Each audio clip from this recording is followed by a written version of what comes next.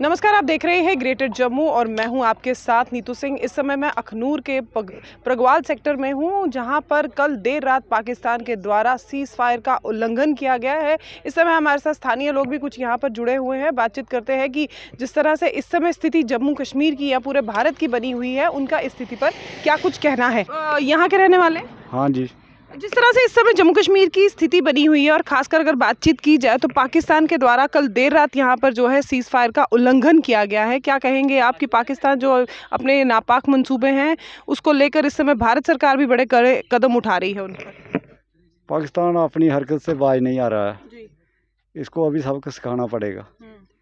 तो हमारी तो यही राय है कि अभी मोदी जी एक बार इसको थोड़ा सही ढंग से मिले तो फिर कुछ 4 साल हम भी राम के निकालेंगे। क्या लगता है जिस तरह से सरकार इस समय कड़े एक्शन पाकिस्तान के खिलाफ ले रही है, पाकिस्तान भी कहीं ना कहीं डरा हुआ है? पाकिस्तान तो ऐसे तो सहमा हुआ है, वो भी बार बार आगे पीछे हो रहा है। तो हमारी फौज है जो वो भी बॉर्डर पर तैनात है। हमारे जवानों ने भी हशी फायरिंग की है और इसका मुंह तोड़ जवाब दिया है। तो ऐसे ही होना चाहिए। अगर ये सीमा पर एक गोली दागता है तो हमारे जवान 100 दागें। तो भारत सरकार से कितनी उम्मीदें हैं आपको? भारत सरकार से हमको पूरी उम्मीद है कि भारत सरकार हमारी पूरी मदद करेगी और जैसे वो अभी डटी है ऐसे डटे रहें।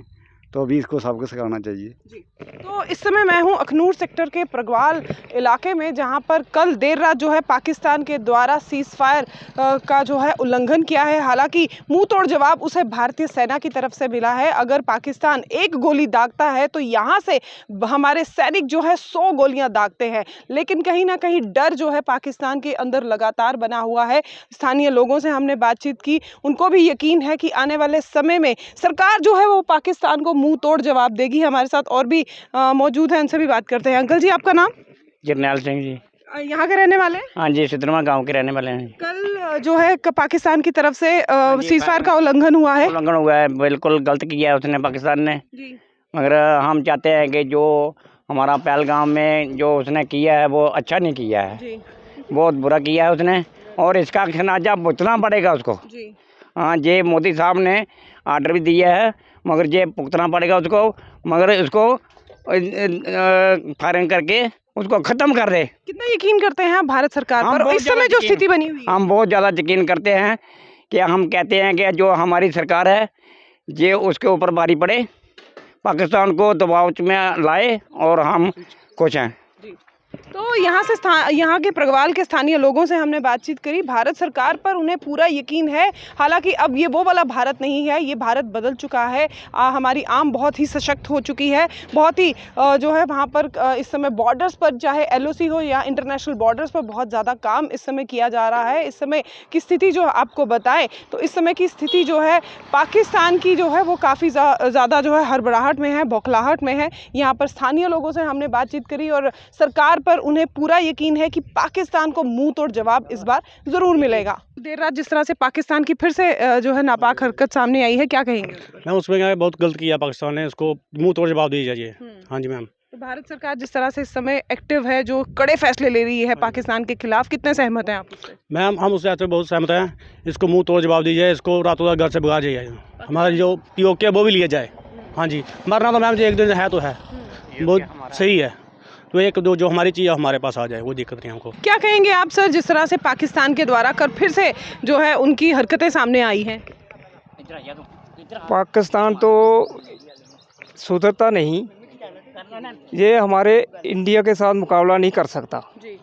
हमारी जो सेना है ये बहुत ही आधुनिक सेना है और हमारी सेना से कभी ये मुकाबला नहीं कर पाता, ठहरेगा नहीं, क्योंकि भारत एक शक्तिशाली देश है, पूरी दुनिया जानती है। सबसे पहले जो उसने जो पहलगाम में किया है, जो जिन्होंने अपना जान गंवाई है उनको मैं श्रद्धांजलि देना चाहता हूँ। और ये जो उसने किया है, जो कदम उठाया है, ये उसने हमारे ऊपर पहल की है। इंडिया जो सबसे पहले पहल नहीं करता, अगर करता है तो उसका मुंह तोड़ जवाब देता है। दूसरा ये जो पाकिस्तान ठीक कर रहा है ना, अगर वो एक गोली चलाता है तो हमारे 10 गोली आती है। और फिर हमें ही वो कहता कि इंडिया ने किया है। इंडिया कभी पहल नहीं करता। अभी पहले नंबर तो इंडिया ये एक शांतिपूर्ण देश है, वो नहीं चाहता, क्योंकि अगर युद्ध हुआ तो पाकिस्तान का बहुत बुरा हाल होगा।